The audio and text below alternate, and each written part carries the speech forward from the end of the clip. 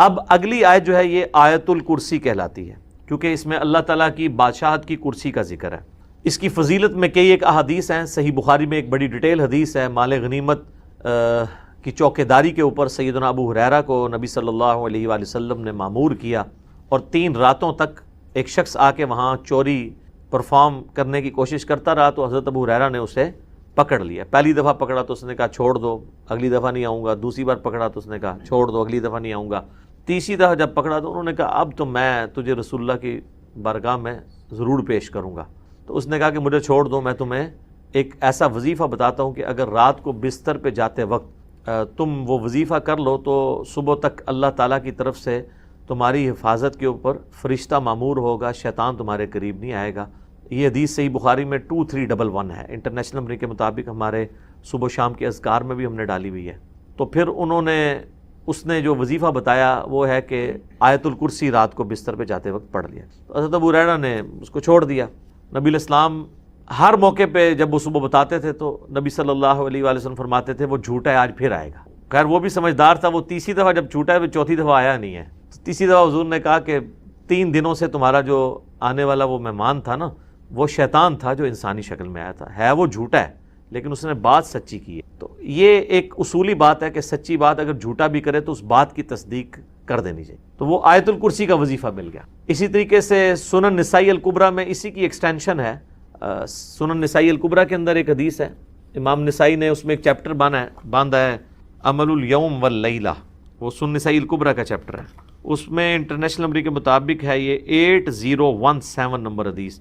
حاکم میں بھی موجود ہے اس کا کچھ حصہ 2064، کہ جو شخص صبح کے وقت آیت الکرسی پڑھ لے شام تک وہ اللہ کی حفاظت میں رہتا ہے شیاطین سے، جنات سے، اور جو شام کے وقت ایک دفعہ آیت الکرسی پڑھ لے صبح تک حفاظت میں۔ تو یہ اللہ کا شکر ہے کہ جو لوگ فجر اور مغرب کی نماز پڑھ رہے ہیں وہ آٹومیٹکلی آیت الکرسی پڑھ لیتے ہیں۔ اب جس نے فرض نماز کے بعد آیت الکرسی پڑھ لی ہے نا، اسے دوبارہ سے یہ ذکر کرنے کی ضرورت نہیں ہے، وہ اس میں امپلائڈ ہے، وہ شامل ہے، دوبارہ کر لیتا تو بہت اچھی بات ہے۔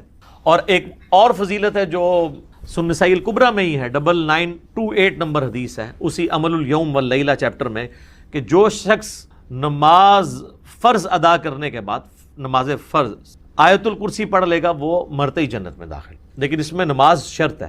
تو یہ بھی ایک فضیلت ہے اس اعتبار سے۔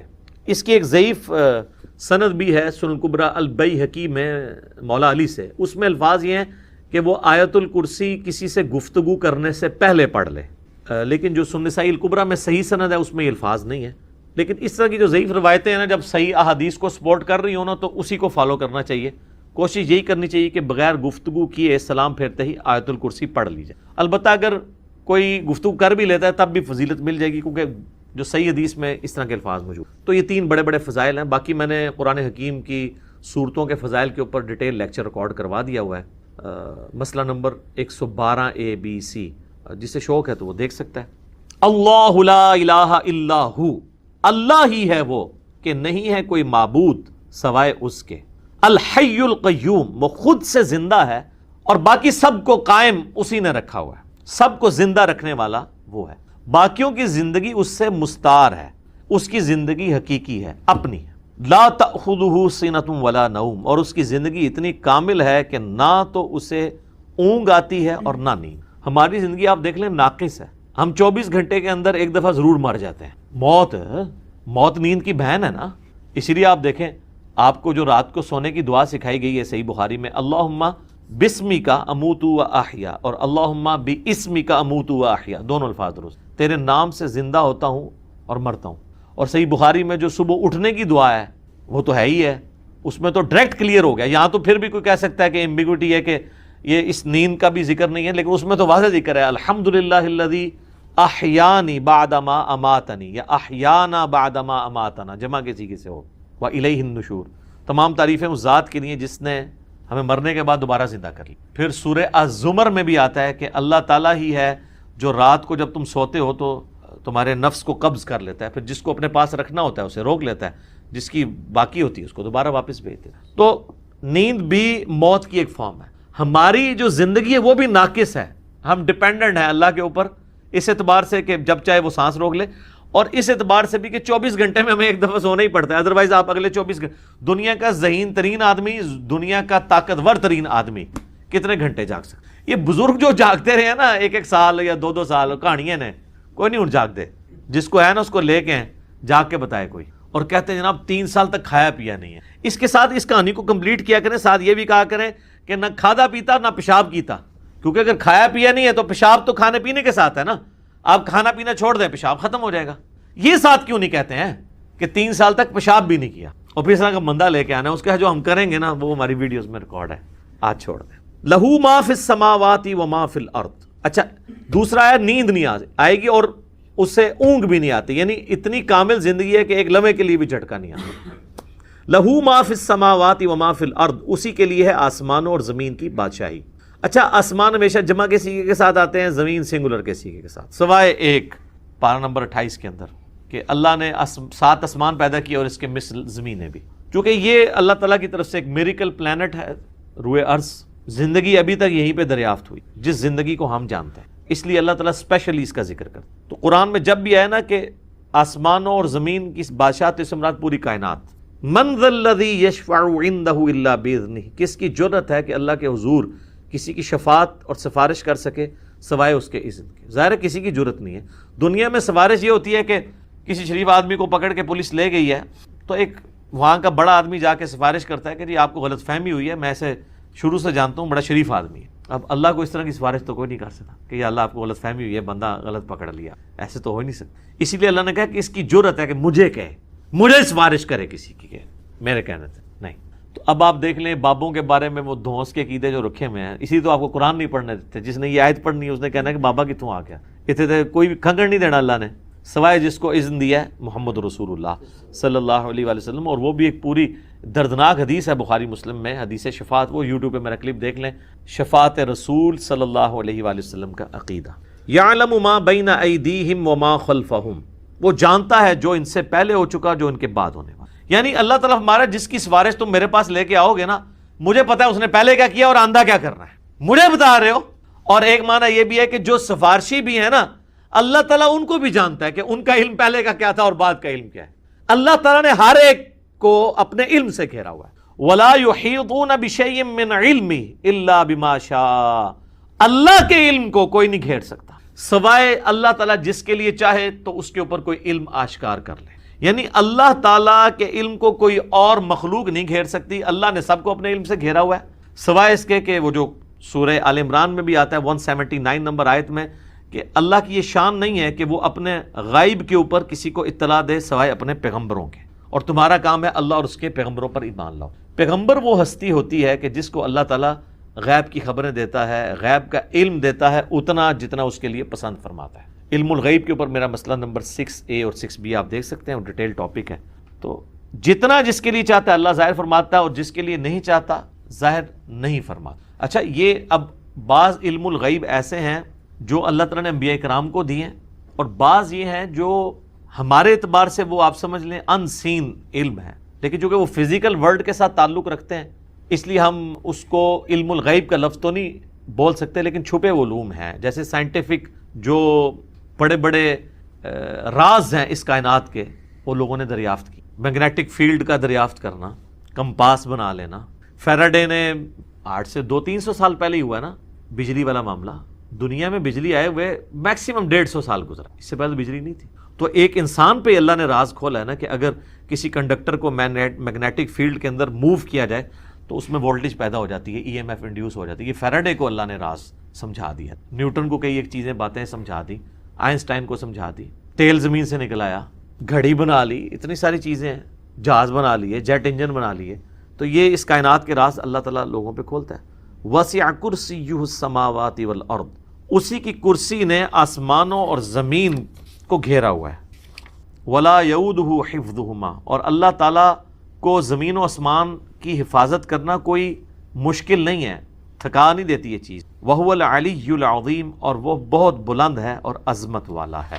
اچھا یہاں کرسی عین ممکن ہے کہ کوئی فزیکل کرسی ایگزسٹ کرتی ہے، اور عین ممکن ہے کہ یہ بات محاورتاً ہو رہی ہے کہ اللہ تعالیٰ کی بادشاہت اس سے مراد ہو، کیونکہ قرآن میں کئی ایک چیزیں محاورتاً بھی استعمال ہوئی۔ اس کے اوپر یہ جو اہل حدیث کی طرف سے جہمی ہونے کا فتویٰ فوراً لگا دیتے ہیں، یہ غلط ہے۔ بعض جگہ وہ خود بھی تعویلات کر رہے ہوتے ہیں، جیسے سورہ قصص کے اینڈ پہ آتا ہے کہ ہر چیز کو فنا ہے سوائے اللہ کے چہرے کے، تو سارے اہل حدیثوں نے ترجمہ کیا ہے یہاں چہرے سے مراد اللہ کی ذات ہے، تو تعویل تو وہ بھی کر رہے ہیں. یا قیامت والے دن اللہ کے سائے کے سوا کوئی اور سایہ نہیں ہوگا، 7 لوگ اس سائے کے نیچے ہوں گے، بخاری مسلم میں آتا ہے. تو وہاں اہل حدیث بھی کہتے ہیں یہاں مراد عرش کا سایہ، اللہ کا سایہ مراد نہیں. تو اس طریقے سے اگر کوئی تعویل کرتا ہے اس طرح کے معاملات میں جہاں پہ ممکن ہو، جہاں پہ ممکن نہ ہو وہاں پہ نہیں کرنی چاہیے. مولانا مودودی تو دونوں طرف گئے ہیں کہ عین ممکن ہے کرسی ہو اور عین ممکن ہے کہ اس سے مراد ایک محاورتاً بات ہو کہ اللہ کی بادشاہی نے گھیر رکھا ہے ہر چیز کو، اور اس کی یعنی صرف اللہ تعالیٰ نے یہ بنا کے مخلوق چھوڑ نہیں دی بلکہ اس کی حفاظت بھی اپنے ذمہ لی ہوئی ہے. اور وہ ایسی حفاظت نہیں ہے کہ کوئی اللہ تعالیٰ کو مصروف ہو گیا کہ اتنی مخلوقات پیدا کر کے اب کیا کرے گا، وہ ایسا نہیں ہے، بلکہ وہ اللہ تعالیٰ نے پہ کوئی گرا نہیں ہے اس کی. وہ تو سورۃ الانعام میں ہے کہ زمین کی گہرائیوں میں کوئی دانہ نہیں پھوٹتا، نہ زمین کے اوپر نہ سمندروں میں کوئی پتا بھی گرتا ہے مگر اس کے علم سے، اور اتنا کامل علم ہے کہ اللہ نے یہ سب کچھ ہونے سے پہلے ہی لوح محفوظ میں لکھ لیا ہے. تو ایک ڈیٹیل طلب ٹاپک ہے. وَهُوَ الْعَلِيُّ الْعَظِيمُ، اور وہ بلند ہے اور عظمت والا ہے. اب یہاں پہ ایک اللہ کا نام بھی آ گیا علی. علی یون تو مخلوق میں کسی کا نام ہو سکتا ہے، یہ ہے العلی، جب الف لام سے ہوگا تو دی علی خاص ہو جائے گا. رحمان تو کوئی بھی ہو سکتا ہے، الرحمن اللہ ہے. رؤوف کوئی بھی ہو سکتا ہے، نبی الاسلام کے لیے ہے بالمؤمنین رؤوف الرحیم، لیکن الرؤوف اور الرحیم اللہ ہے. صرف رؤوف اور رحیم سورہ التوبہ کی آخری آیات میں نبی الاسلام کے لیے بھی ہے. تو یہاں پہ بھی علی سے مراد بلند، عظمت، یعنی اللہ تعالیٰ اپنے عرش پہ مستوی ہے جیسا کہ اس کی شان کے لائق ہے، اور اپنی شان کے اعتبار سے بھی بلند ہے. اب یہ آیت الکرسی پہ تو گھنٹوں بولا جا سکتا تھا، میں نے اتنا حصہ کور کیا جتنا ایک عام بندے کی ضرورت ہے، کیونکہ آپ سمجھیں کہ قرآن حکیم میں جتنی بھی آیات اللہ تعالیٰ کی اسماء و صفات کے اعتبار سے یا اس کی قدرتوں اور شانوں کے اعتبار سے آئیں گی، آلموسٹ ان کی جڑ جو ہے وہ آیت الکرسی کے اندر موجود. تو یہ اس پہ تو گھنٹوں بولا جا سکتا ہے، لیکن جتنی میں نے اجمالاً اس کی تفسیر بیان کر دی ہے اس تفسیر کلاس کے اندر اتنی کافی ہے. باقی تو جیسے جیسے اللہ تعالیٰ کی شانوں کا ذکر بیچ میں آتا چلا جائے گا وہ انشاءاللہ تعالیٰ ہم اس کو کور کرتے جائیں گے. اللہ تعالیٰ سے دعا ہے جو حق بات میں نے کہی اللہ تعالیٰ ہمارے دلوں میں راسخ فرما دے. اگر جذبات میں میرے منہ سے کوئی غلط بات نکل گئی تو اللہ بیٹھا، یہ پاسبل نہیں دنیا میں اس طریقے سے نظام چلانا. قرآن حکیم میں جو بے حرمتی کا جو آیا نا اسپیسیفکلی، وہ تو کچھ اور ہی آیا ہے. سورۃ الفرقان آیت نمبر 30، وقال الرسول یا ربی ان قوم اتخذوا هذا القرآن مہجورا، اور نبی علیہ السلام شکایت کریں گے اللہ میری امت نے قرآن کو پیٹ کے پیچھے ڈال دیا تھا.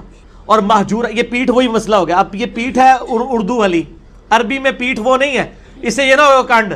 مہجورا کہتے ہیں ہجرت کر لینا، کہ چھوڑ دیا. ہجرت میں کیا ہوتا ہے، آپ چھوڑ کے تو دوسرے شہر میں آ جاتے ہیں. مہجورا کہتے ہیں، ہم کہتے ہیں نا پسے پش ڈال دیا، تو اس کا مطلب نہیں کنڈ کی تھی، مراد ہے کہ تعلیمات ہی چھوڑ دی، اس کو کنڈ کر دی، یہ منع ہے سر. اسی طریقے سے لوگ قرآن پڑھ رہے ہوتے ہیں نا تو لوگ اس کو کس طرف کمر کر کے نہیں جاتے کہ بے حرمتی ہو جائے گی. سر اس طرح تو کچھ بھی نہیں ہو سکتا. مجھے بتائیں نبی صلی اللہ علیہ وسلم تو سلام پھیرتے ہی آڈینس کی طرف منہ کرتے تھے، کعبے کو پیٹ کر دیتے تھے. آج بھی آپ کے سارے امام مسجد کعبے کو کنڈ کر کے بیٹھتے، تو کیا بے حرمتی کہیں گے آپ؟ اس کو پاسبل نہیں ہے. ٹھیک ہو گیا.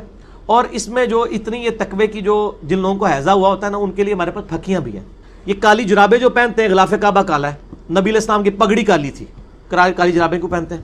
جوتیاں کالی پہنتے ہیں، جوتیاں چاہے آپ براؤن بھی پہنے، تلوا پھر بھی کالا ہوئے گا. سر تلوا براؤن لبو سر ریکویسٹ کرو، پاسبل نہیں ہے. اور سر جس سڑک پہ آپ سفر کرتے ہیں وہ بھی کالے رنگ کی ہوتی ہے، غلاف کعبہ بھی کالا ہے. سر جس گھاس کے اوپر آپ چلتے ہیں، بلکہ آپ کو پتہ ہے نا، میں اب چونکہ ایک بہت پرسنل بات کرنے لگا، انورٹڈ کاما میں ہماری ذرا پالیسی بھی اکیڈمی کی چینج ہوئی ہے.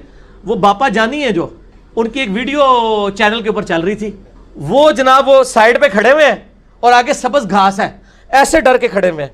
وہ کہتا ہے باپا جانی آگے ہیں، وہ کہتے ہیں نہیں گنبد خضرا سبز ہے اور یہ گھاس بھی سبز ہے، میں بے حرمتی نہیں کر سکتا اس پہ پاؤں.